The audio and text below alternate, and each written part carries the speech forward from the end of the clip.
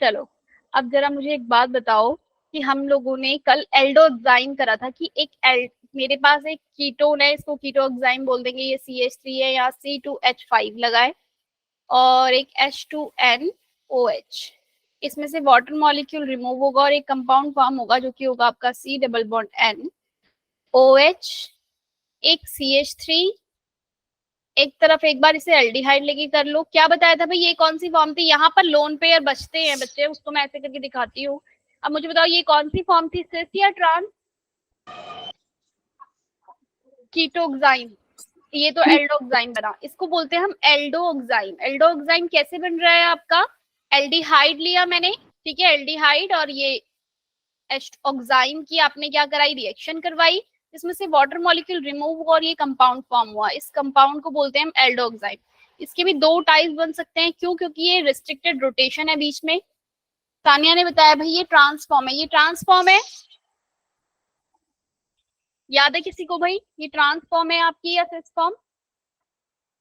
अरे मैंने तभी पूजा के लिए ही स्पेशल मैंने डाला था कि फिर से ज्वाइन करो, उसने किया ही नहीं। मैं बोल रही है नहीं हो रहा है। अरे उसके लिए ही तो मैंने स्पेशल डाला था ये मैसेज, क्योंकि वो छूट गया था, वो एडमिट नहीं हो पाई थी।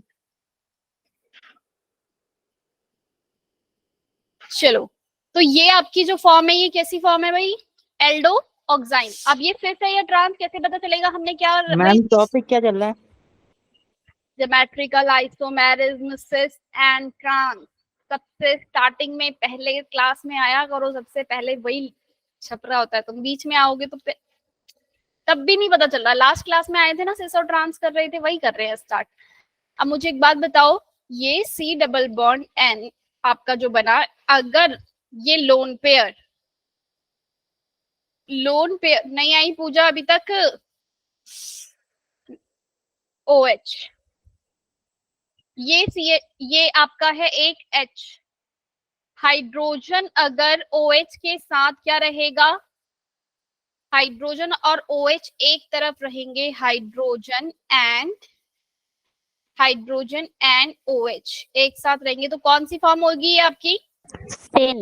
सिस वाली, ठीक है ना, सिन जिसे हम बोल रहे हैं, सिन और एंटी का हम यहाँ यूज कर रहे हैं, सिन फॉर्म या तो फिर एंटी फॉर्म। नेक्स्ट आ जाओ, सेकेंड इसका जो है, अगर मेरे पास जब ये एल्डोक्साइन बना और OH के साथ अगर प्रायोरिटी मतलब अल्फाबेटिकली ऑर्डर अगर मैं देखूं, मिथाइल, इथाइल और प्रोपाइल अगर मेरे पास है, किसको ज्यादा प्रेफरेंस मिलेगा? MnO2, इथाइल को। भाई मिथाइल और इथाइल में ही देखते हैं, मिथाइल और इथाइल में प्रायोरिटी किसको मिलेगी? इथाइल को। इथाइल को, और मिथाइल को कम। तो आपका अगर OH ग्रुप प्रायोरिटी ऑर्डर वाले के साथ यहाँ पे लगा है और ये CH3, तो ये कौन सी फॉर्म बनेगी बच्चे आपकी? सिस। कौन सी फॉर्म है ये? दोनों में याद रखना है, क्या बोला? हाइड्रोजन और मिथाइल अगर एल्डिहाइड है, अगर तो क्या है एल्डिहाइड, मतलब एल्डोक्साइम है, अगर क्या है आपका एल्डोक्साइम है, तो बच्चे आपकी सिस फॉर्म कब बनेगी? जब OH के साथ क्या होगा, OH एंड हाइड्रोजन सिन होंगे, मतलब एक ही तरफ होंगे। समझ में आएगी, OH और हाइड्रोजन दोनों एक तरफ, तो आपकी कौन सी फॉर्म बनेगी? सिन फॉर्म।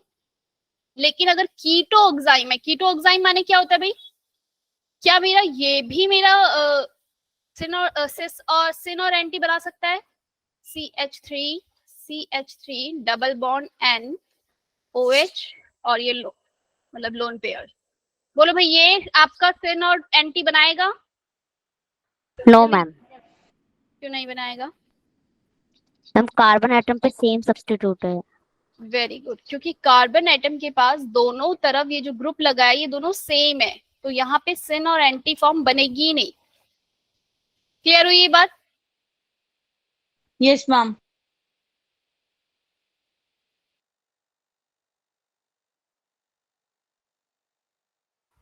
मैम आवाज नहीं आ रही। अरे रुक गई थी मैं बीच में, आवाज नहीं आ रही। तो ये क्या बनेगी, ये क्या है? CH3। ये क्या है आपका? सिन और एंटी शो नहीं करेगा।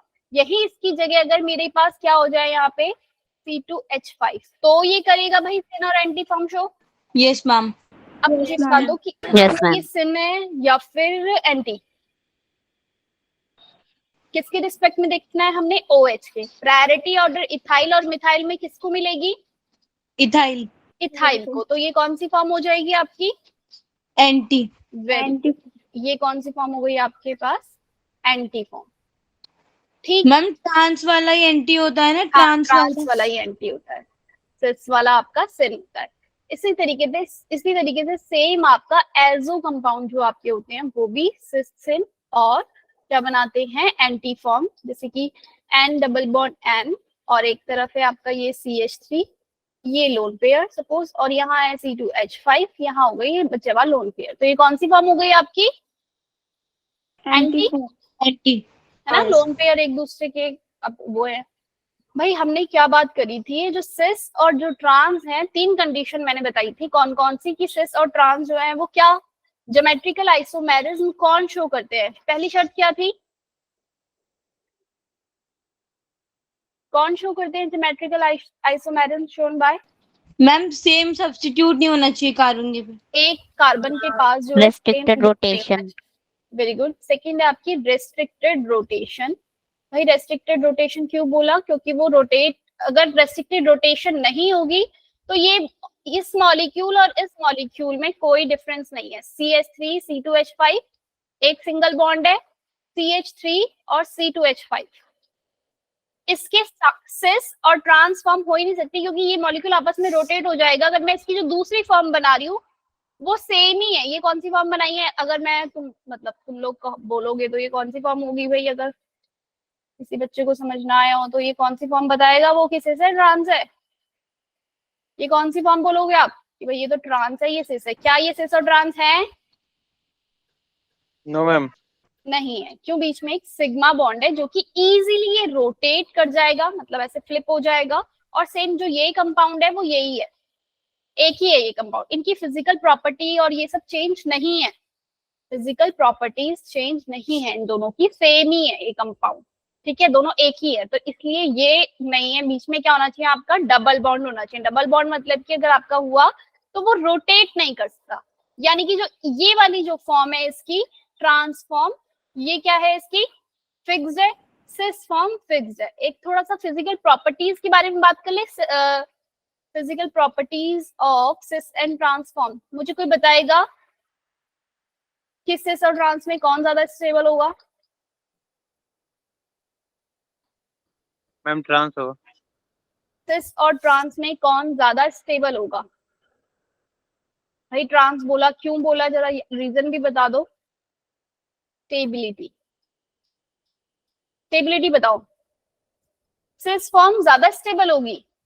जल्दी बताओ कौन सी फॉर्म ज्यादा स्टेबल होगी?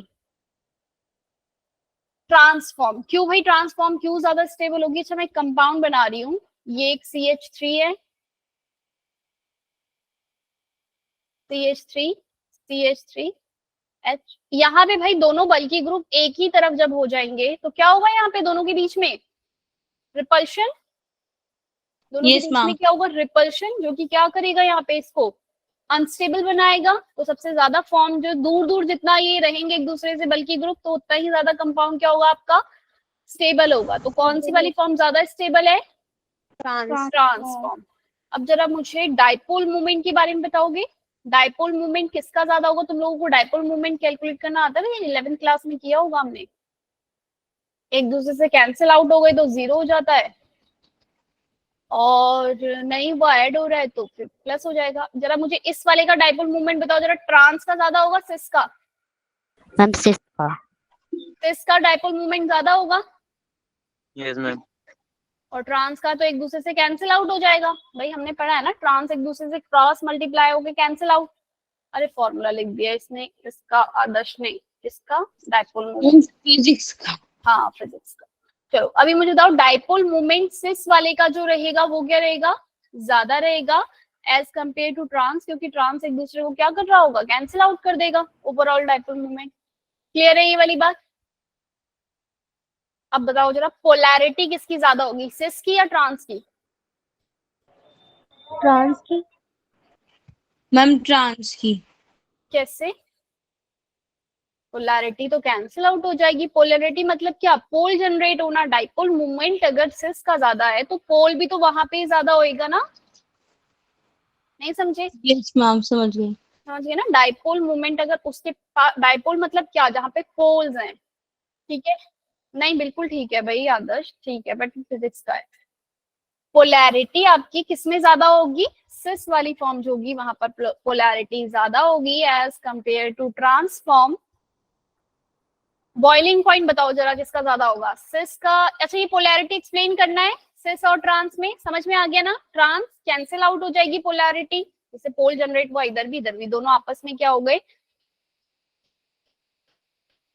ठीक है पूजा? ठीक है, दो पोल जनरेट हो जाएंगे, एक दूसरे से कैंसिल आउट करेंगे। और सिस में ऐसा नहीं होगा, सिस में पोल जो है वो क्या हो रहा है, ऐड हो रहा है, तो पोलर वहां पे पोल जनरेट हो गया है, तो सिस की पोलैरिटी ज्यादा है। बॉइलिंग पॉइंट बताओ,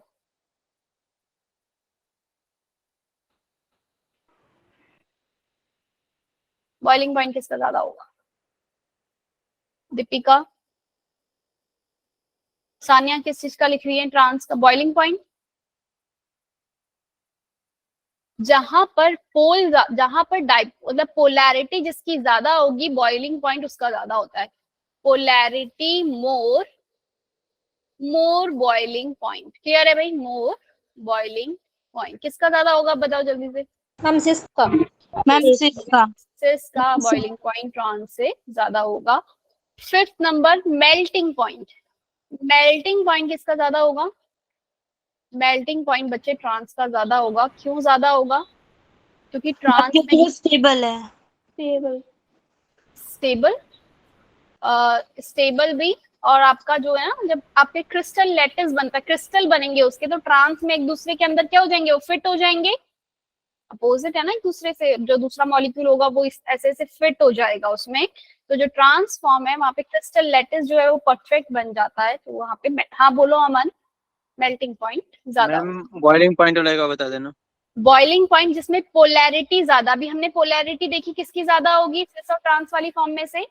एक बार मैं फिर Yes, से ma'am. बना लेती हूँ, सिस फॉर्म अगर मैं बनाई मैंने, CH3 एक तरफ और ये CH3 एक तरफ, ठीक है, H। अब मुझे बताओ डाइपोल मूवमेंट, ये CH3 और C डबल बॉन्ड इन दोनों में से किस तरफ मूव करेगा डाइपोल मूवमेंट? जानवी, CH3 और इस C में से डाइपोल मूवमेंट कैसे बनाऊं, एरो को ऐसे बनाऊं या ऐसे बनाऊं, कौन बताएगा? C डबल बॉन्ड C की तरफ मूव करेगा या CH3 की तरफ मूव करेगा? CH3 की तरफ।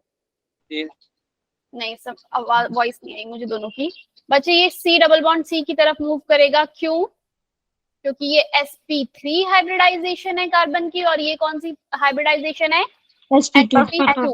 कौन ज्यादा इलेक्ट्रोनेगेटिव है? जो ज्यादा इलेक्ट्रोनेगेटिव होता है डाइपोल मूवमेंट उसकी तरफ ही होता है ना? ये बात हमें पता है ना, जो जितना ज्यादा इलेक्ट्रोनेगेटिव डाइपोल मूवमेंट उसकी तरफ मूव करता है।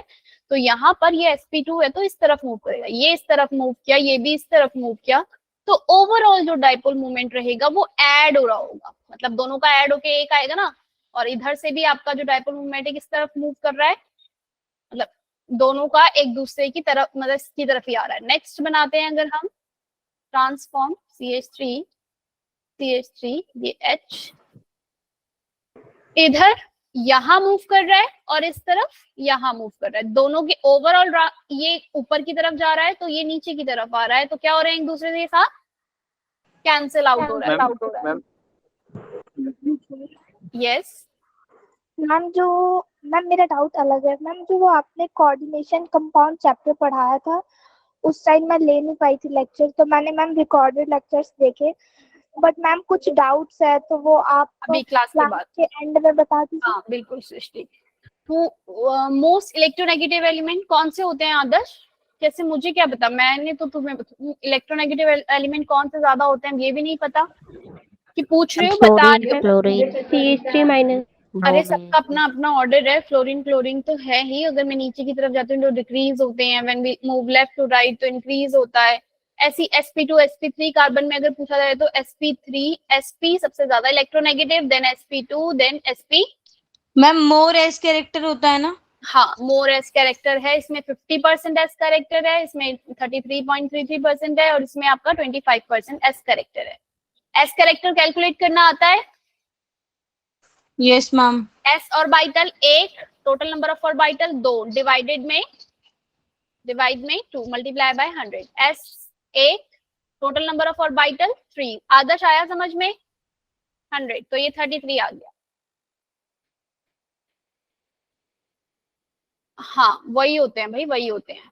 तो अभी हम एस इसके बारे में बात कर रहे हैं ना, सभी कार्बन है तो कार्बन में sp sp2 sp3 की बात हो रही है।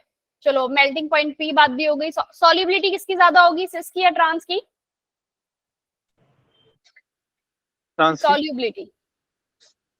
सॉल्युबिलिटी किसकी ज्यादा होगी? जिसमें ज्यादा पोलैरिटी होगी उसकी सॉल्युबिलिटी भी ज्यादा होगी।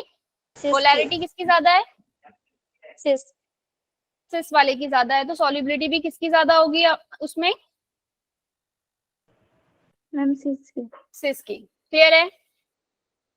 एक पॉइंट और लिख लो, सॉल्युबिलिटी किसकी ज्यादा? सिस की ज्यादा। क्यों ज्यादा भाई? क्योंकि इसकी पोलैरिटी ज्यादा। क्लियर है? पोलैरिटी जिसमें ज्यादा उसकी सॉल्युबिलिटी भी ज्यादा, बॉइलिंग पॉइंट भी ज्यादा, और क्या देखा था हमने? Melting point. याद रखना, क्रिस्टल फिट लैटिस के ऊपर डिपेंड करता है।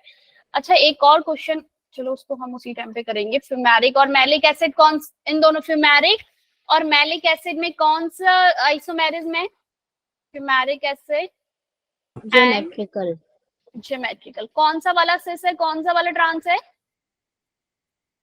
मैम मैलिक एसिड सिस है और फ्यूमेरिक एसिड ट्रांस है। Yes, malic acid is this, ठीक है, H। और फ्यूमेरिक एसिड कौन सी वाली फॉर्म है इसमें? ट्रांस फॉर्म है। ठीक है, ये याद रख लेना, कभी पूछ लिया जाता है एग्जाम में।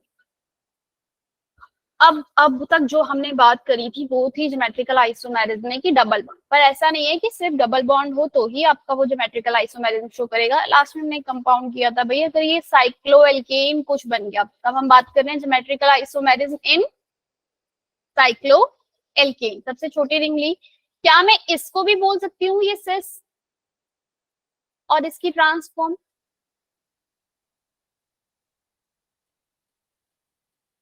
लास्ट में हमने कल की पिछली क्लास में यही छोड़ी थी भाई, ये बना के छोड़ दिया था, एक सिस फॉर्म और एक आपकी यहाँ पर ट्रांसफॉर्म। हो सकता है यहाँ पे भी रेस्ट्रिक्टेड रोटेशन है। अगर मैं इस वाले बॉन्ड को यहाँ पर, इस वाले को अगर मैं फिक्स करूं और इधर वाले को अगर मैं रोटेट करूं इस वाले को, तो क्या मैं कर सकती हूँ? बॉन्ड ब्रेक हो जाएगा, टूट जाएगा ना ये वाला बॉन्ड जो है यहाँ पे। कैसे रोटेट करेगा? Yes ma'am. सिर्फ ये कैसे रोटेट करेगा? ये आपका प्लेन में है। अगर इसको इमेजिन करो तो ये जो कंपाउंड आपका बना हुआ है ये कुछ इस तरीके से बना हुआ है। ये अगर ये जो साइक्लोएल्केन जो बना है ये आपका अगर प्लेन में है तो CH3 एक अबव दी है, डैश और उस लाइन से शो करते हैं। अगर ये मेरे पास एक अबव दी प्लेन है तो एक बिलो दी प्लेन यहाँ पर। अगर ये आपका, ये कौन सी फॉर्म बनाई हुई मैंने? ब्लू। ये H है, ये H है, ये CH3 और ये CH3। तुम इसे इमेजिन कर पा रहे हो? साइक्लोएल्केन प्लेन में है और एक अबव दी प्लेन ऐसे और एक दूसरा इस तरह नीचे। क्लियर है? एक अबव और एक बिलो। तो ये जो फॉर्म है आपकी, ये कौन सी फॉर्म बनी है यहाँ पे? ये कौन सी फॉर्म बनाई है भाई मैंने? ट्रांसफॉर्म है, ठीक है। एक वहां से अबव दी प्लेन जा रहा है और यहाँ से एक बिलो दी। हालांकि हम बिलो को डैश डैश वाली लाइन से शो करते हैं, ये डैश डैश से होना चाहिए। ये पता है हमें कि हम जो हमारा एक आगे अबव बिलो जो होता है मेरे पास, ये वेज लाइन जो है कैसे शो करी जाती है? डार्क जो आपकी लाइन होती है, हाँ बिल्कुल, जो डैश डैश डैश डैश वाली लाइन है वो हम बिलो द प्लेन के लिए करते हैं, और जो आपके पास डार्क लाइन है वो किस लिए करते हैं? अबव द प्लेन के लिए। क्लियर है?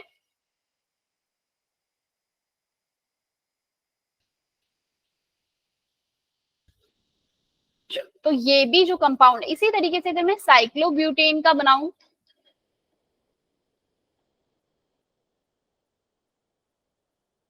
मैम जब वो बॉन्ड ब्रेक ही हो जाएगा तो कैसे बनेंगे सिस और ट्रांस? नहीं बनेगा, नहीं ब्रेक होगा ना बच्चे, वो फोल्ड मुड़ेगा ही नहीं ना वो, इसलिए उनकी दोनों फॉर्म है वो अलग अलग है। जो वो मेरे पास मिल गई मुझे, जैसे ये फॉर्म मिली, ये भी समझ में आ गया। ब्यूटेन है, साइक्लोब्यूटेन एक CH3 इस तरफ अबव द प्लेन है, इधर बिलो, ये रोटेट नहीं कर सकता। यही तो बता रहे हैं ज्योमेट्रिकल आइसोमेरिज्म कौन बन रहे हैं, जो रोटेट नहीं हो सकते। जो रोटेट हो जाएंगे मतलब तो वो एक ही है, वो अपने ही अंदर रोटेट भी हो रहा है, घूम भी रहा है, फिर रहा है। तो इसकी जो ये वाली फॉर्म है ये फिक्स्ड रहेगी, मतलब ये कंपाउंड बना तो सिस ही बना। एक हम करते थे एक्सपेरिमेंट, मतलब क्या, अगर मेरे पास एल्काइन से मुझे क्या बनाना हो,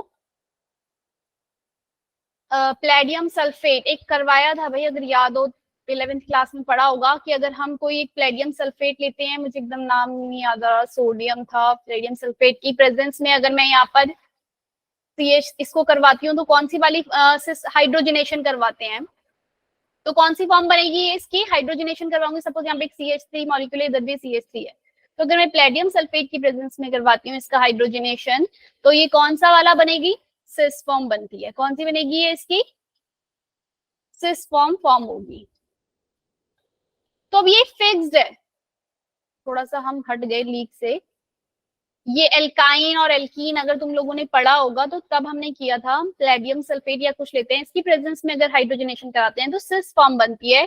यही अगर मैं इसी एल्कीन को सोडियम और NH3 लिक्विड NH3 की प्रेजेंस में अगर मैं करवाती हूँ तो ये कौन सी फॉर्म, किस हाइड्रोजनेशन करवाती हूँ तो यहाँ पे कौन सी फॉर्म बनेगी इसकी, ट्रांसफॉर्म। तो ये जो फॉर्म बन गई वो फिक्स्ड है इसकी, मतलब हालांकि मैं इसको वो करवा सकती हूँ किसी एक कंडीशन में, किसी कैटलिस्ट की प्रेजेंस में सिस से ट्रांस, ट्रांस से सिस हो सकता होगा कहीं कहीं केसेस में, लेकिन इन दोनों की प्रॉपर्टीज अलग है। वो कंपाउंड अलग है, ये कंपाउंड अलग है। बात समझ में आ गई। जैसे हम ज्योमेट्रिक आइसोमेरिज्म पढ़ रहे हैं ना, जैसे हम स्ट्रक्चरल आइसोमेरिज्म पढ़ रहे थे, तो हमने देखा ना उसकी फॉर्मूला सेम है लेकिन उसकी जो अरेंजमेंट थी वो डिफरेंट थी। ऐसी हमने कॉन्फ़िगरेशन आइसोमेरिज्म के अंदर हमने पढ़ा ज्योमेट्रिकल आइसोमेरिज्म, जो कि कैसा था, जहाँ पे स्पेशियल अरेंजमेंट, मतलब स्पेस एक प्लेन है, उसमें स्पेस में मॉलिक्यूल कोई एक तरफ है कोई दूसरी तरफ है, मतलब स्पेस में वो डिफरेंट तरीके से अरेंज है, तो इसको क्या बोला हमने, ज्योमेट्रिकल आइसोमेरिज्म। क्लियर हुई बात भाई? Yes ma'am. Yes ma'am.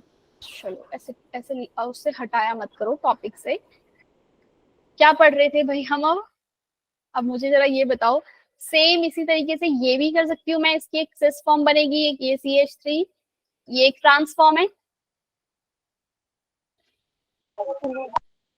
Cycloalkane में सिस और ट्रांस समझ में आ गया, यानी कि जरूरी नहीं है बीच में डबल बॉन्ड वो रहेगा। एक दूसरी डेफिनेशन, अगर मेरे पास एक कोई मॉलिक्यूल है जैसे कि ये वाला, मैं सिस और ट्रांस की कंडीशन एक चेंज कर रही हूँ, वो क्या, कि अगर मेरे पास ये वाली जो फॉर्म है और एक दूसरी फॉर्म जो मेरे पास ये बन के तैयार हुई, इन दोनों का जो डिस्टेंस है, ये जो डिस्टेंस है इस ग्रुप का और इस ग्रुप का जो डिस्टेंस है, सपोज वो x है, और इस ग्रुप का और इस ग्रुप का जो डिस्टेंस है वो क्या हो गया, y। x और y दोनों के दोनों का डिस्टेंस क्या होना चाहिए, अनइक्वल होना चाहिए, तो वो मेरे क्या होंगे, सिस और ट्रांसफॉर्म होंगे। क्लियर है इतनी बात? Yes ma'am. एक साइक्लोएल्केन हो गया हमारे पास, और एक एल्कीन कर लिया, ऑक्साइन वाला कर लिया, एजो कंपाउंड कर लिए। अब जरा साइक्लोएल्केन के लिए कंडीशन है कि ये जो कार्बन है ना यहाँ पे, ये sp2 हाइब्रिडाइज, ये sp2 है ना भाई, sp2 होना चाहिए। अब जरा मुझे बताओ ये क्या मेरा ये सिस और ट्रांस करेगा, CH3 एक CH3 ये,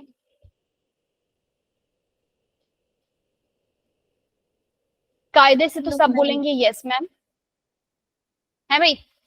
ये डबल बॉन्ड है, इसके यहाँ पर एक CH3 ऊपर और एक नीचे, भाई ये हो सकता है CH3 एक ऊपर, इसके तो 5 बॉन्ड बन गए, 1 2 3 4। क्लियर है भाई?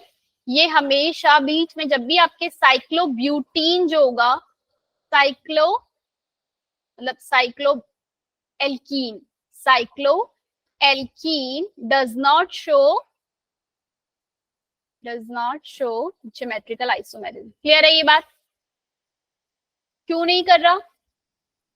पहला, क्योंकि एक तो sp2 कैसे, बताओ भाई कोई इसको, ये sp2 है या नहीं, नहीं होगा ये sp2।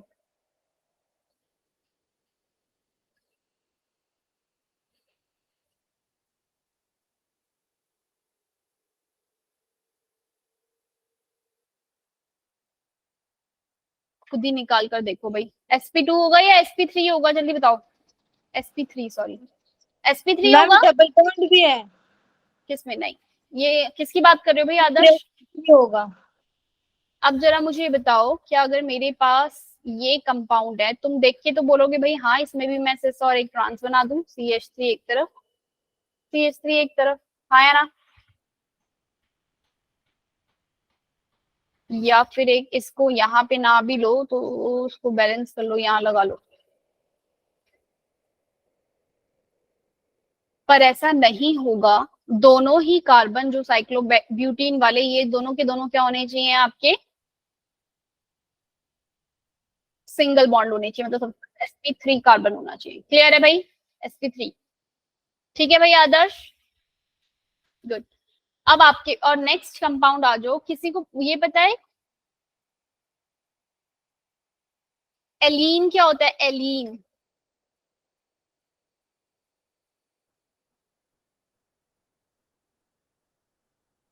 आदर्श कह रहा है आप ही बता दो। एलीन्स क्या होते हैं, पता है किसी को भाई?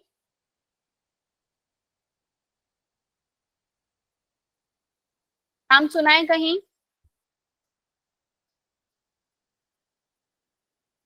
नो कहीं तो पढ़ा होगा भाई।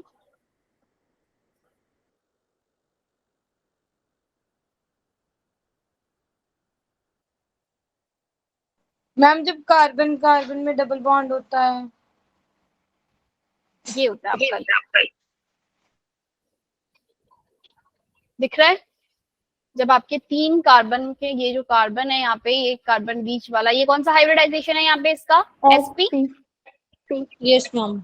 अब बताओ, अगर मेरे पास एग्जाम में ये आ गया, पूछा जाए कि भाई ये सिस फॉर्म है, ट्रांस फॉर्म है, या ज्योमेट्रिकल आइसोमेरिज्म शो करेगा भी या नहीं करेगा, क्या जवाब दोगे? No ma'am. देखने से तो सिस फॉर्म है, वैशाली माइक ऑफ है ना? मैम करेगा ना? आदर्श इसकी sp3 हाइब्रिडाइजेशन, sp3 अभी बोला ना मैंने, हाँ sp3 ही होगा, sp3 होना चाहिए। मैंने बताया कार्बन अगर 4 सिग्मा बॉन्ड बना रहा है तो वो कैसा होगा आपका? sp3। 3 ही सिग्मा बॉन्ड बनाएगा तो कैसा होगा? sp2। अगर मैं इसी में यहाँ पर ये लगा दूं एक इस तरीके से, ये वाला, तो अब ये कार्बन जो है ये कौन सा हाइब्रिडाइजेशन हो जाएगा? क्योंकि यहाँ पर 1 2 3 और चौथा इसके पास जो कुछ भी लगा है वो, तो 3 ही सिग्मा बॉन्ड है, 1 2 3 सिग्मा बॉन्ड, तो ये सिर्फ कार्बन के केस में। क्लियर है आदर्श? 4 सिग्मा sp3, जैसे अभी हमने साइक्लोब्यूटेन बनाया था तो वहां पे कितने सिग्मा थे? ये साइक्लोब्यूटेन, अगर ये ऐसे होता है इस पे डैश, ठीक है, तो एक CH3 ऊपर है, ये H है, तो ये जो का एक, मतलब ये वाला जो कार्बन है एक ऊपर, ये 2 3 4 बन रहे हैं, 4 सिग्मा बॉन्ड, तो ये कौन सी हाइब्रिडाइजेशन होगी? sp3। क्लियर?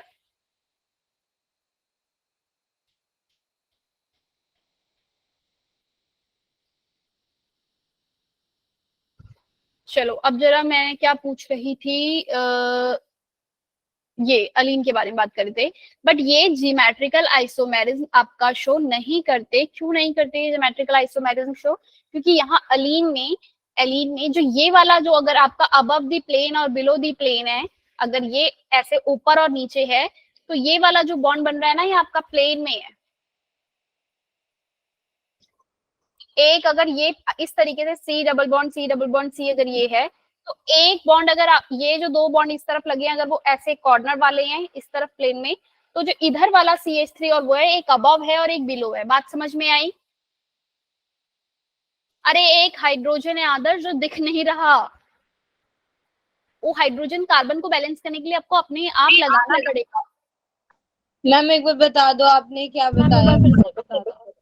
अलीन की हमने बात करी कि उस अलीन में बॉन्ड कैसे बनता है। ये कार्बन डबल बॉन्ड, ये कार्बन, अगर ये वाला जो कार्बन है बच्चे, इसके पास कितने, ये कौन सा है इसका? एक सिग्मा बॉन्ड यहाँ बना हुआ है इसका, ठीक है। मैम हाइब्रिडाइजेशन तो पता है। मैं बता रही हूँ, अगर ये वाला बॉन्ड प्लेन में है, सपोज इस एक तरफ से ये प्लेन में है ऐसे और ऐसे, तो इस तरफ जो कॉर्नर पे ये वाला जो है, जो CH3 ग्रुप लगा है, वो एक अबव दी है और एक बिलो दी है। बात समझ में आई? कुछ क्लियर हुआ थोड़ा बहुत? अगर एक आप थोड़ा सा ड्राइंग तो मैं नहीं बना सकती भाई, इसकी समझ में नहीं आया, कॉपी मेरे से नहीं बनेगी भाई। एक अगर इस तरीके से बन रहा है कार्बन कार्बन, ये आपका कार्बन, तो अगर ये लेटा हुआ है तो ये इस तरीके से कैसे है आपका, क्या कहूँ, ऐसे अबव और बिलो ऐसे बनेगा, मतलब एक प्लेन ऐसे है। बात समझ में आया आप? अगर इस तरफ वाले जो वो हैं, अगर वो इसके साथ ऐसे और ऐसे जा रहे हैं तो इधर वाले एक ऊपर जाएगा और एक नीचे। क्लियर हो गई बात अब? हुआ? अरे तुम लोग भी तो ट्राई करो, समझ में नहीं आया इतना लेट आपने हैंड को ऐसे कर करके दिखा दिया, तुम तो हाथ भी नहीं हिलाते हो अपना एक माइक ऑन करने के लिए।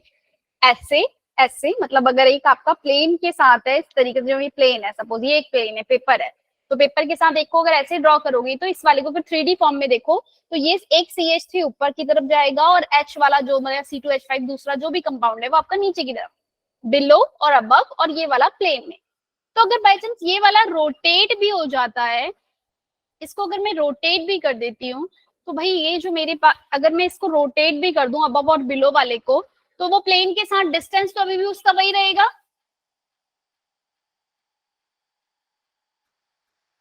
कांगी अलीन कांगिया वही। अगर मेरे पास, मैं बोल रही हूँ इसकी सिस और ट्रांसफॉर्म नहीं होती, क्यों नहीं होती? अगर ये CH3 है और ये C2H5 है, और यहाँ पर अगर मेरे पास C2H5 यहाँ है और एक CH3 यहाँ है, तो ये दोनों एक ही साथ, अब दोनों ऊपर और दोनों नीचे होते तो मैं सिस और ट्रांस कह लेती, लेकिन ये दोनों ऊपर और दोनों नीचे नहीं है, ये तो एक तो प्लेन में है एक वाली साइड वाला, और एक है आपका बिलो और अबव डैश, और ये इस तरीके। जब मैंने इसको रोटेट करके इसके दूसरी वाली फॉर्म देखी तो वो सेम ही रहेगी, डिस्टेंस सेम ही है।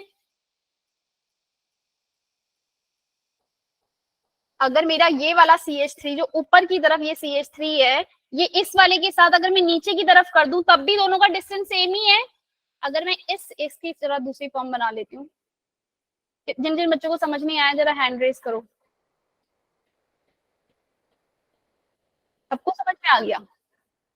Yes ma'am. चलो गुड जी, अगर सबको समझ में आ गया है तो CH3 और ये आपका CH3। अभी रुको एक साथ दिखाती हूँ।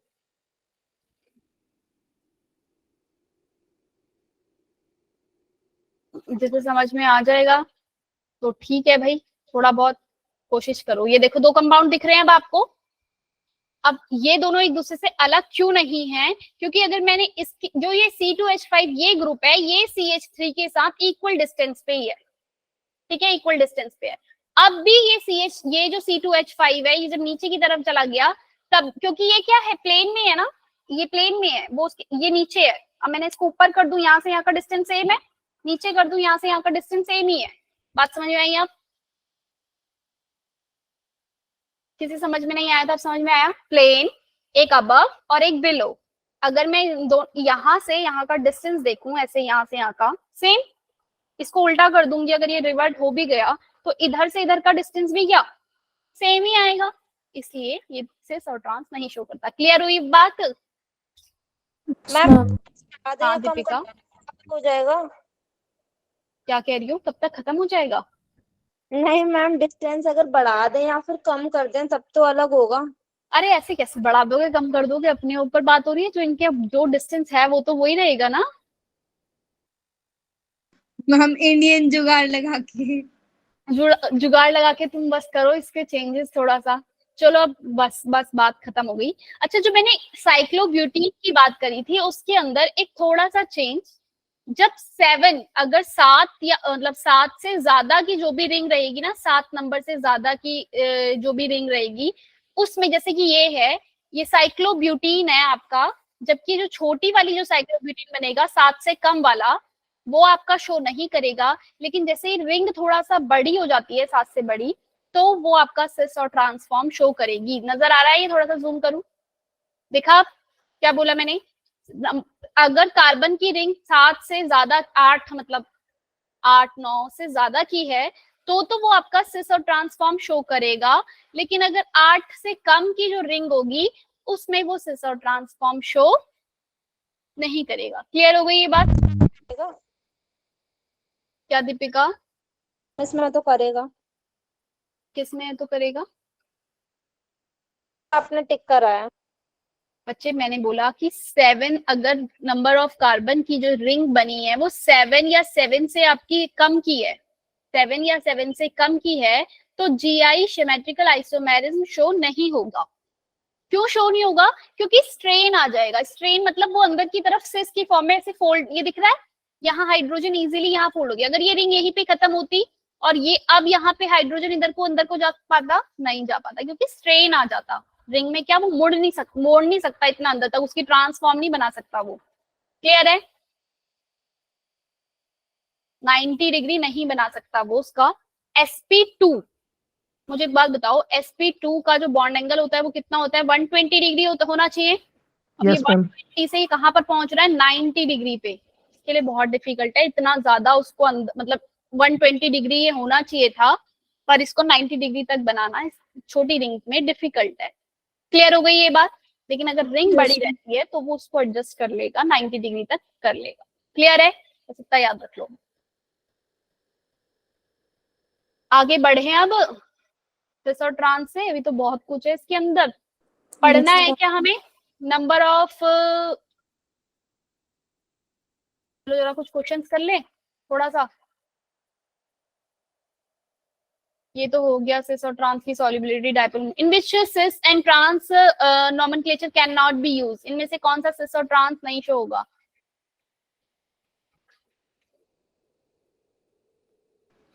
मैम आंसर तो दिख रहा है। पर मुझे तो वो गलत लग रहा है।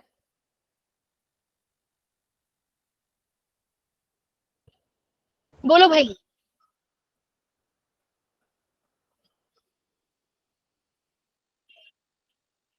क्वेश्चन भाई मुझे तो ये गलत लग रहा है। नेक्स्ट बताओ जरा बी पार्ट, जरा इसका बी पार्ट देखो, मतलब second question. Which of the following structure will display geometrical isomerism? कौन सा ज्योमेट्रिकल आइसो ये करता है भाई? हमें पता है फिनाइल, ये ऑक्साइन जो बन रहा है, और ये करेगा, सभी कर रहे हैं बी सी डी एक्सेप्ट ए। ए नहीं करेगा।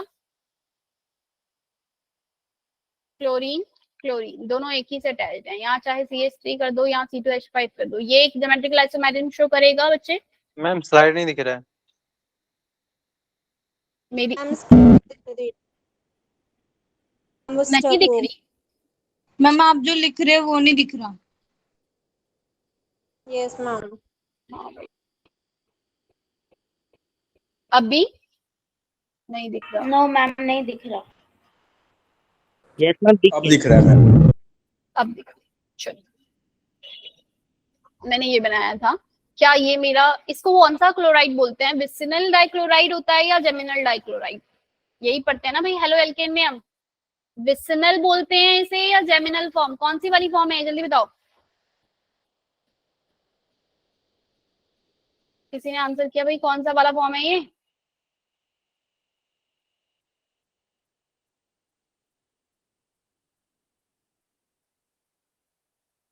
किसी को नहीं पता?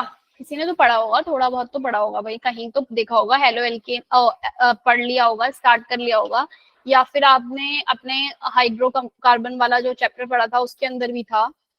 कौन सी वाली फॉर्म है भाई ये? विस्नल है या आपकी जेमिनल है? जब एक ही कार्बन पे दो क्लोरीन आपके इस तरीके से बनते हैं, डाइहाइलाइड होता है, तो इसे कौन सी वाली फॉर्म बोलते हैं हम? जेमिनल। क्या नाम है इसका? कौन सा डाइहाइलाइड है ये?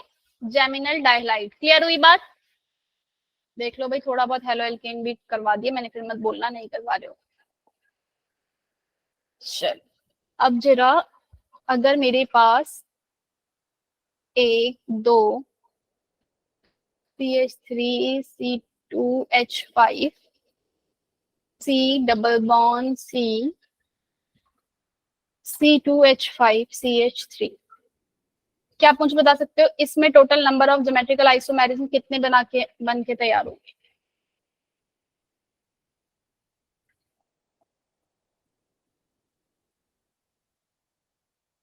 थोड़ा सा चीजें अब टफ होती जा रही हैं यहाँ पे, एक से ज्यादा बन रहे हैं, बनेंगे भाई?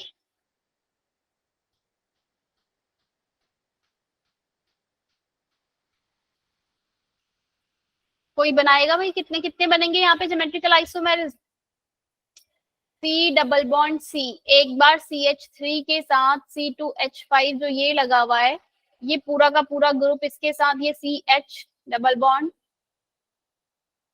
CH3 और ये आपका क्या था C2H5 और ये H, ये कौन सी फॉर्म बनी इसकी? सिस या ट्रांस? कौन सी वाली होगी? ये Z होगा या E? अगर सिस और ट्रांस नहीं तो Z और E बताओ, क्योंकि अलग अलग ग्रुप हैं। सिस और ट्रांस नहीं, यहाँ पे हम क्या टर्म का यूज करते हैं? Z और E। ये एंटी मतलब ट्रांस है। प्रायोरिटी ऑर्डर देखा भाई, ये कौन सी वाली फॉर्म बन रही है? यहाँ पे प्रायोरिटी 1 नंबर इसको मिलेगा और यहाँ वाले में 1 नंबर इसको मिलेगा। ये कौन सी फॉर्म बनी? E। ऐसे ही इसमें मैं अलग अलग बना सकती हूँ, दोनों ही E बने, E और E, दोनों ही आपकी Z और Z बने। एक तो होगा E और E, दूसरा क्या हो सकता है आपका यहाँ पर? Z और E बन सकता है। और क्या बन सकता है? थर्ड, दोनों ही अगर Z और Z फॉर्म बन जाए, और दोनों ही अगर ये आपकी E और Z, 4 फॉर्म बन जाएंगी, हाँ या ना? क्लियर हुई? अगर मेरे पास एक से ज्यादा डबल बॉन्ड आ गए हैं, जैसे 2 डबल बॉन्ड आ गए, 3 डबल बॉन्ड, एक तरीके से 4 डबल बॉन्ड आ गए, तो मैं कितने नंबर ऑफ आइसोमेर कैसे निकालूंगी? बच्चे यहाँ पर अगर ये बताओ मुझे, ये सिमेट्रिकल है या अनसिमेट्रिकल है मॉलिक्यूल?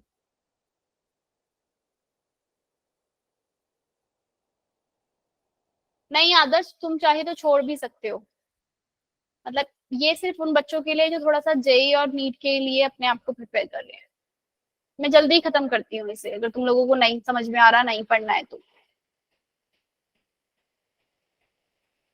वैशाली क्या बोल रही है? हाँ नहीं समझ में आ रहा, जल्दी खत्म। नो मैम, पढ़ना है। सिर्फ वैशाली को ही पढ़ना है ना? मैं और क्या करूँ, बाकी बच्चों को तो नहीं पढ़ना। नहीं पढ़ना रेनू? पढ़ना है मैम। चलो जल्दी से बताओ मुझे, ये ठीक है, ये आपका कैसी वाली फॉर्म है? आपका ये सिमेट्रिकल है या अनसिमेट्रिकल है? सिमेट्रिकल और अनसिमेट्रिकल से आप क्या समझते हो? सिमेट्री 2 पार्ट्स में आपका डिवाइड हो जाए इक्वली, तो वो क्या हो गई? सिमेट्री फॉर्म हो गई। 2 पार्ट्स में डिवाइड नहीं हुआ तो वो क्या हो गया आपका?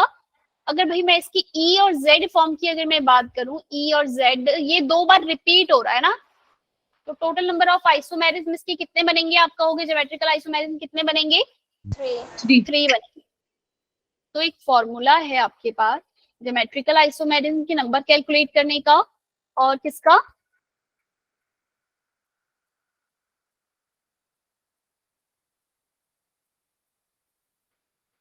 मेरे को एक बार देखने दो इसमें है या नहीं।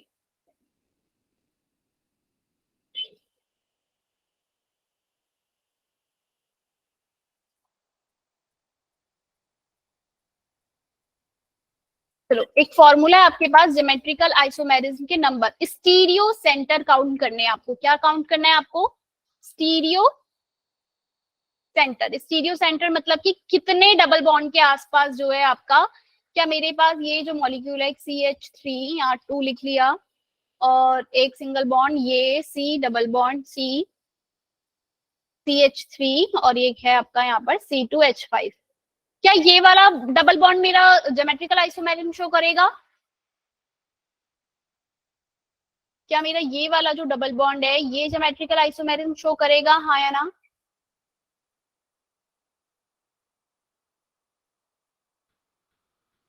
नहीं आया किसी? करेगा? सलोनी कह रही करेगा। कैसे करेगा? ये वाला जो ब्लू से मैंने, ब्लू वाले से जो मैंने बनाया है, ब्लू वाले इस डबल, क्या ये मेरा स्टीरियो सेंटर है? स्टीरियो सेंटर मतलब ये दोनों के दोनों एक ही हो गए ना, ये एक कार्बन पे 2 अगर आ जाते हैं एक जैसे, तो क्या ये मेरा बनेगा ज्योमेट्रिकल आइसोमेरिज्म? इस वाले डबल बॉन्ड के अराउंड तो ज्योमेट्रिकल आइसोमेरिज्म बनेगा ही नहीं। यहाँ स्टीरियो सेंटर सिर्फ और सिर्फ ये वाला डबल बॉन्ड है। क्लियर हुई? तो यहाँ पे सिर्फ 2 ही फॉर्म बनेंगी ज्योमेट्रिकल आइसोमेरिज्म की, एक सिस और एक ट्रांस, जो कि इस वाले कार्बन और डबल बॉन्ड कार्बन की वजह से बनेगी। क्लियर हुई बात? ठीक है, तो इसके इस वाले कार्बन से नहीं बनेगी। तो मुझे अपनी पूरी चेन में, अगर आपके पास कोई इस तरीके का मॉलिक्यूल आ जाए कि आपको एक चेन दे दी, यहाँ पर एक डबल बॉन्ड ये और एक डबल बॉन्ड ये बनाए, अब आपसे पूछा जाए कि इसमें आपको क्या बताना है?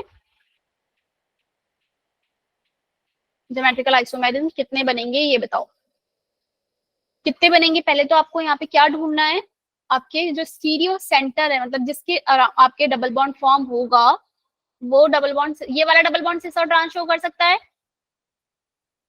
जिसको मैं बार बार ड्रॉ कर रही हूँ। क्या ये सिस और ट्रांस शो हो कर सकता है भी? हाँ बिल्कुल कर सकता है। दोनों अलग हैं, ये कार्बन पे अलग लगा हुआ है, एक H ग्रुप लगा है, एक CH3 लगा है, ऐसे इस कार्बन पे ये पूरी चेन लगी है और इधर एक H है, तो ये सिस और ट्रांस शो करेगा, हाँ या नहीं? ऐसे ये वाला एक स्टीरियो सेंटर हो गया, ये वाला बताओ डबल बॉन्ड, इधर ये भी करेगा इसी तरीके से, तो दूसरा स्टीरियो सेंटर हो गया ये। क्या ये वाला डबल बॉन्ड मेरा शो करेगा ज्योमेट्रिकल आइसोमेरिज्म? No ma'am. नहीं करेगा। तो नंबर ऑफ जो आइसोमेरिज्म आपके यहाँ पे निकल कर आएंगे वो कितने होंगे? 2 की पावर n। n क्या है यहाँ पे आपका? Total number of stereo carbon, मतलब स्टीरियो सेंटर, ये एक दो स्टीरियो सेंटर है तो 2 की पावर 2, तो 4 आपका total number of geometrical isomerism कितने फॉर्म होंगे यहाँ पे? 4। क्लियर है? हाँ या ना, समझ में आया? Yes ma'am. चलो अब जरा मैम ये तीसरा वाला क्यों नहीं कर रहा है?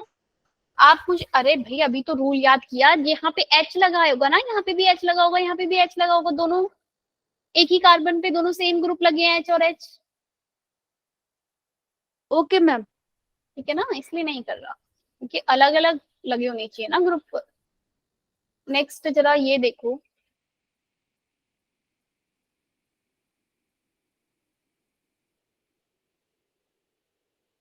ये बताओ मुझे, क्या ये ज्योमेट्रिकल आइसोमेरिज्म शो करेगा, ये वाला कंपाउंड जो भी मैंने ड्रॉ किया? भाई ना, तो इसमें साइक्लोएल्केन की वजह से तो ये नहीं करेगा। अब एक ही जो डबल, ये जो रिंग है, इस रिंग को चाहे मैं इधर से लेके जाऊं, चाहे मैं इधर से लेके जाऊं, दोनों तरफ से क्या है, सेम ही कंपाउंड है, तो एक ही कार्बन पे सेम ही ग्रुप लगा है दोनों तरफ से देखा जाए, तो ये कैसा है आपका ज्योमेट्रिकल आइसोमेरिज्म शो? नहीं करेगा। हाँ नहीं करेगा। नेक्स्ट एक इसी में अगर ऐसे बना लो, एक और, एक CH3 है, यहाँ हाइड्रोजन है, और एक यहाँ पर CH3 लगा है। अब भी भाई चाहे मैं रिंग में इस तरफ से जाऊं, सेम ही जाना पड़ रहा है, तो भी आपका सेम ही कंपाउंड मिलेगा, इधर से जाऊं तो भी क्या मिलेगा मुझे? सेम ही मिलेगा, तो ये भी आपका ज्योमेट्रिकल आइसोमेरिज्म शो नहीं करेगा।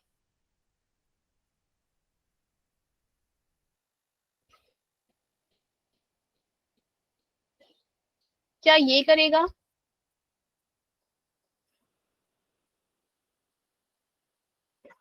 यहाँ कर सकता है, इसकी एक सिस फॉर्म बना लूं, और इसको मैं अगर थोड़ा मतलब ये वाले CH3 को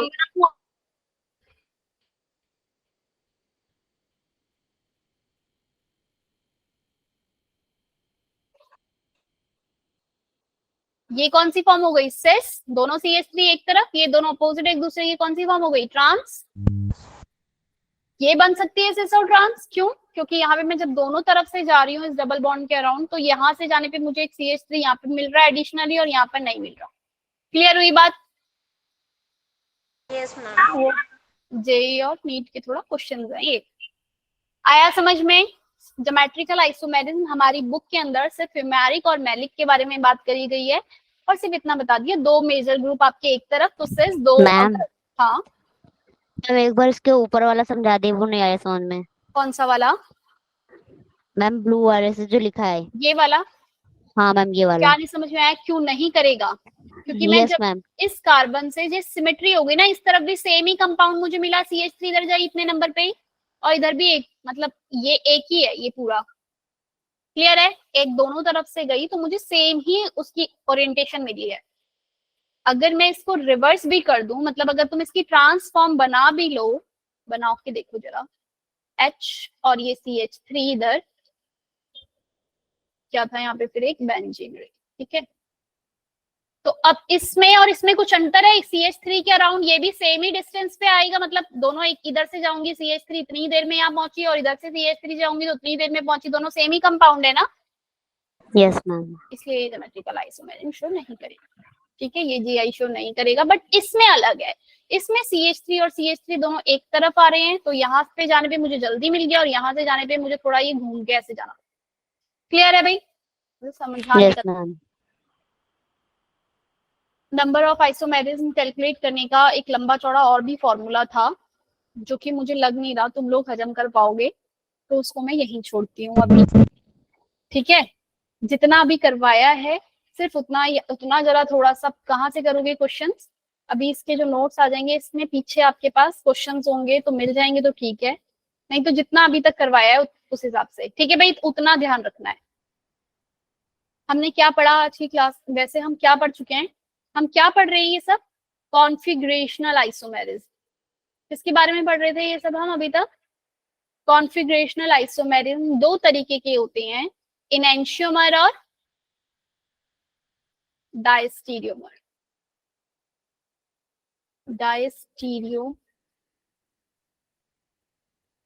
डायस्टीरियोमर्स के दो पार्ट्स हैं, ऑप्टिकल और ज्योमेट्रिकल। ज्योमेट्रिकल हम खत्म कर चुके हैं डायस्टीरियोमर के अंदर।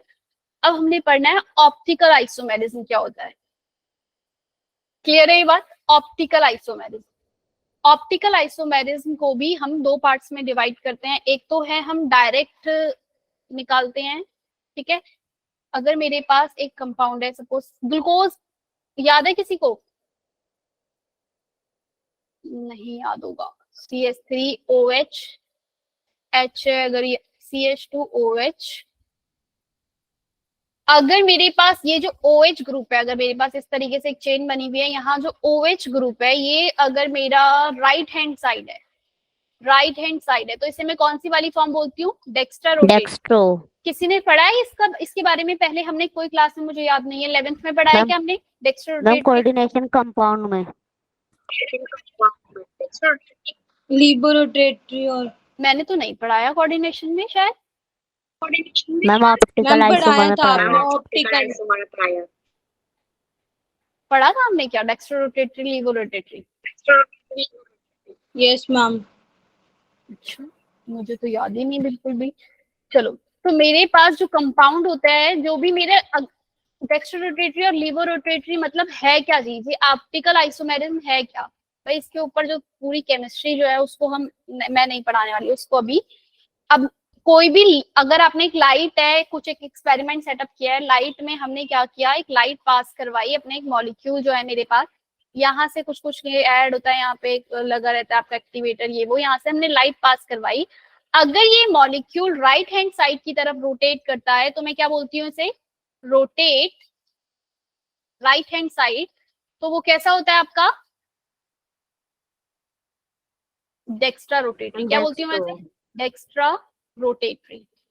ऐसे ही आपके पास अगर मैं लाइट को पास करवाई और अगर वो मॉलिक्यूल लेफ्ट की साइड रोटेट होता है तो मैं उसे क्या बोलती हूँ? Left side levorotatory. Clear है ये बात? Levorotatory. अब मुझे कैसे पता चलेगा यहाँ प्रेजेंटेशन करते हुए कि ये राइट है या लेफ्ट है? तो हमने प्रेजेंटेशन का ही तरीका बनाया। अच्छा मुझे बताओ, अगर मुझसे पूछा जाए एग्जाम के अंदर कि ग्लूकोज जो है वो कैसा होता है, डी ग्लूकोज, एल ग्लूकोज, अगर मेरे पास ग्लूकोज का मॉलिक्यूल का फॉर्मूला पता है किसी को? कैसा क्या होता है? मैम किसका? Glucose, glucose, glucose. C6H12O6। अरे नहीं, पूरा ऐसे ऐसे चेन वाला। किसी को पता है क्या होता है भाई? No ma'am.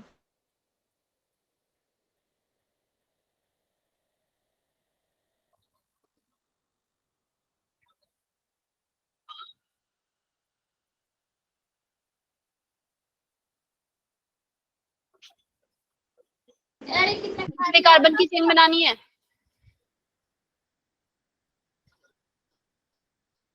कितने कार्बन की चेन होगी ग्लूकोज में? इतना तो पता होगा यार, ऐसे मत करो।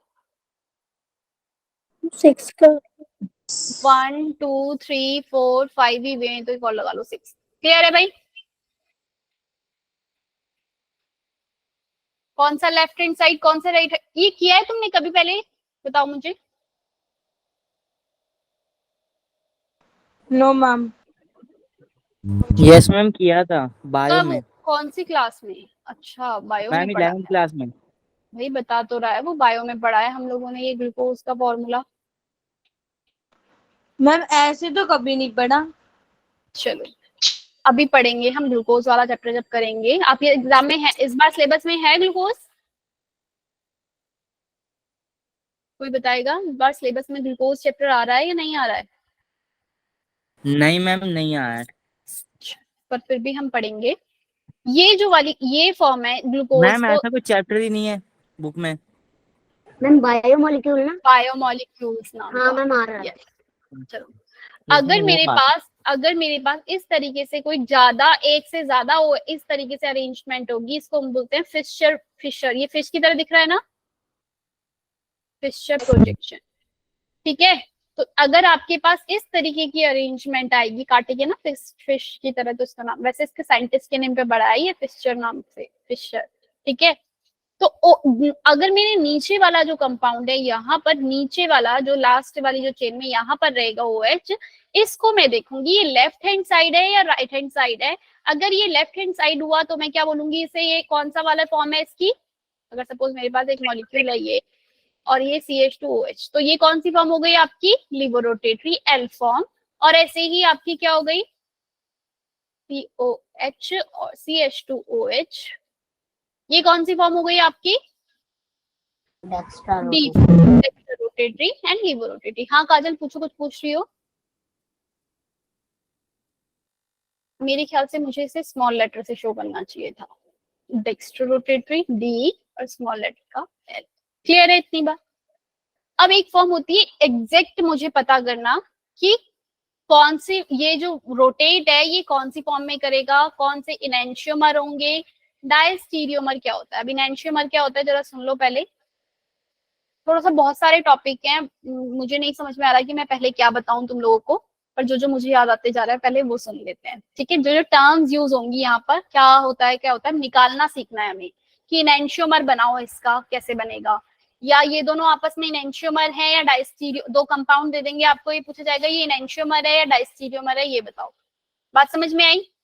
इनैंशियोमर क्या होते हैं, जब आपके पास एक मिरर इमेज फॉर्म हो जाती है। इनैंशियोमर के बारे में मैंने बताया पहले कभी, मिरर इमेज नॉट सुपर, कुछ तो याद आ रहा है मुझे, ऐसे ऐसे करके मैं कुछ तो सुपर इम्पोज। हाँ तो हाँ, हमने उसमें पढ़ा था ये बात, कब, ऑप्टिकल आइसोमेरिज्म ज्योमेट्रिकल, जब हम कोऑर्डिनेशन कंपाउंड कर रहे थे। तो मिरर इमेज जब फॉर्म हुई, लेकिन वो एक दूसरे के ऊपर सुपर इम्पोज नहीं हो रही है, तो वो क्या होते हैं आपके इनैंशियोमर। अगर मेरे पास एक कंपाउंड बना, ये CaOH यहाँ ले लो और ये CH2OH,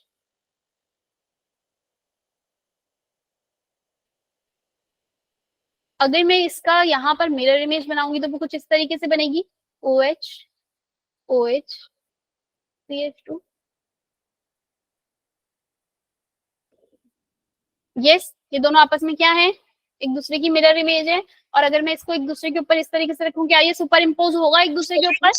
नो मैम, नहीं होगा। ठीक है ना, ऐसे करके OH एक तरफ चले जाएंगे इस तरफ को, ये इस तरफ आ जाएगा ऐसे, और ये OH इस तरफ, ये H इस तरफ, तो एक दूसरे के ऊपर सुपर इम्पोज नहीं होंगे। तो मैं कहूंगी ये दोनों आपस में क्या है, इनैंशियोमर है। ठीक है, ऐसे ही अगर मैं एक तीसरा कंपाउंड यहाँ पे बना लूं, मतलब ये सेम ही, उसका मॉलिक्यूलर फॉर्मूला सेम है, लेकिन वो कुछ इस तरीके का दिखता है, COH CH2OH OH और यहाँ O।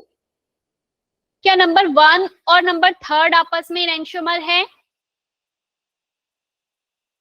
नहीं, क्योंकि ये कोई मिरर इमेज ही नहीं बन रही है एक दूसरे की, ये कुछ अलग ही दिखा रहा है और ये कुछ अलग ही बन रहा है। क्लियर हुई बात? 1 और 3, ऐसी 2nd और 3rd। तो मैं क्या लिखूंगी, first and second are enantiomer. क्या है, first and second are enantiomer, but first and third, second and third क्या है आपके, डायस्टीरियोमर, क्योंकि उनका फॉर्मूला तो सेम है लेकिन मिरर इमेज एक दूसरे के साथ सेम नहीं है। क्लियर हुई बात?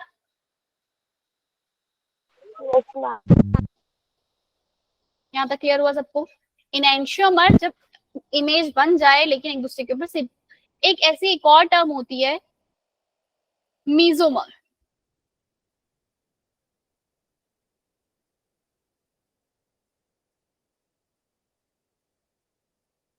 ऑप्टिकल आइसोमेरिज्म के अंदर हमारे पास, मतलब इसमें हमारे पास कॉन्फ़िगरेशन आइसोमेरिज्म में हमारे पास 3 टर्म्स हैं, इनैंशियोमर, डायस्टीरियोमर, एक और टर्म है मीजोमर। अच्छा, अभी ऑप्टिकल एक्टिविटी की बात करेंगे, कौन सा ऑप्टिकल एक्टिव होगा कौन सा नहीं। मीजोमर क्या होता है आपके, जैसे मैंने एक कंपाउंड बनाया है CH3OH। अब बच्चे अगर मेरे पास यहाँ पर अगर मैं इसकी मिरर इमेज बनाऊं, वो तो नहीं इसके ऊपर सुपर इम्पोज होगी, लेकिन यहाँ पर मेरे पास क्या प्रेजेंट है, सेंटर ऑफ सिमेट्री। मतलब अगर मैं इस मॉलिक्यूल को बीच में से दो पार्ट्स में डिवाइड कर दूं तो ये इक्वली एक दूसरे के क्या हो जाएगा, मतलब यहाँ पर अगर मिरर रखूं एक दूसरे के सेम आएगी। ठीक है, तो इस तरीके का कंपाउंड जब ओवरऑल और सेंटर ऑफ सिमेट्री जब मेरी यहाँ पे प्रेजेंट हो, तो मैं इस तरीके के कंपाउंड को क्या बोलती हूँ, मीजोमर। क्लियर हुई बात। मीजोमर किसे बोलते हैं, COOH। सपोज एक है यहाँ पे भी COH लिखा है, OH OH OH। क्या ये मीजोमर है? यस। मैं यहाँ बीच में अगर इसके यहाँ पे मिरर रख दूं, मतलब ऐसे दो पार्ट्स में, यहाँ से यहाँ सेंटर ऑफ सिमेट्री प्रेजेंट है, इक्वल पार्ट में दोनों डिवाइडेड, सिमेट्री प्रेजेंट है, तो और सब कुछ सेम है ऊपर नीचे, तो ये इस तरीके के कंपाउंड आपके कैसे क्या होते हैं, मीजोमर आइसोमेर्स। क्लियर हुई बात। एनेंटियोमर क्या है, डायस्टीरियोमर क्या है, मीजोमर क्या है, इसे भूल मत जाना। अगली क्लास में हम बात करेंगे ऑप्टिकल एक्टिविटी की, कि कौन से ऑप्टिकल एक्टिव होंगे, कौन से ऑप्टिकली इनएक्टिव होंगे। जो भी हमारे पास ऑप्टिकली एक्टिव माने भाई जिसके पास क्या हो, जो कैसा हो, स्टीरियो सेंटर। स्टीरियो सेंटर किसे कहते हैं, ऑप्टिकल एक्टिव होने के लिए क्या होना चाहिए उसके, जो आपके पास एक कार्बन जो ये लगा हुआ है ना, इसके चारों जो बॉन्ड हैं वो चारों के चारों क्या होने चाहिए, डिफरेंट मॉलिक्यूल होने चाहिए। सपोज यहाँ क्लोरो है, यहाँ ब्रोमो है और यहाँ CH3 है, तो इस मॉलिक्यूल को मैं क्या कहूंगी, ये कैसा है, ऑप्टिकली एक्टिव। यानी कि अगर मैं प्लेन पोलराइज लाइट यहाँ से पास कराऊंगी तो एक अगर डेक्स्ट्रा रोटेटरी होगा तो दूसरा आपका क्या होगा, लीवो रोटेटरी होगा। ठीक है, ओके मैम। लेकिन अगर मैं यहीं पे इस कंपाउंड के पास अगर एक जैसे दो कंपाउंड हो गए, सपोज हाइड्रोजन है या क्लोरीन है और ये क्या है, ब्रोमीन।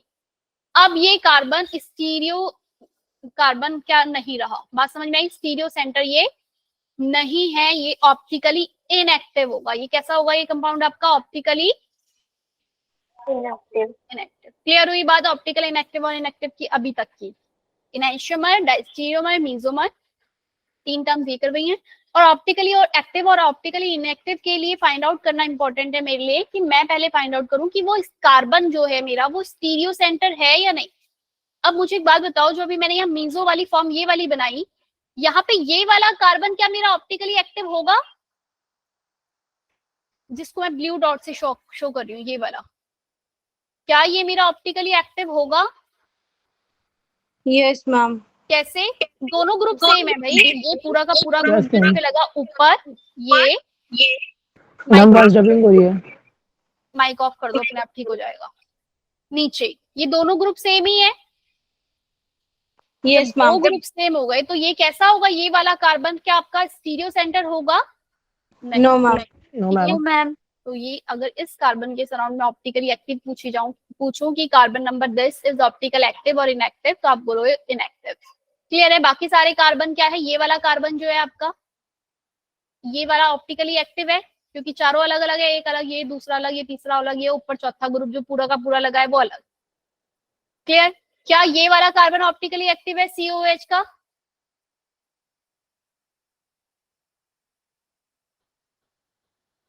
कौन बताएगा? लकी, क्या ये ऑप्टिकली एक्टिव है या इनएक्टिव रहेगा?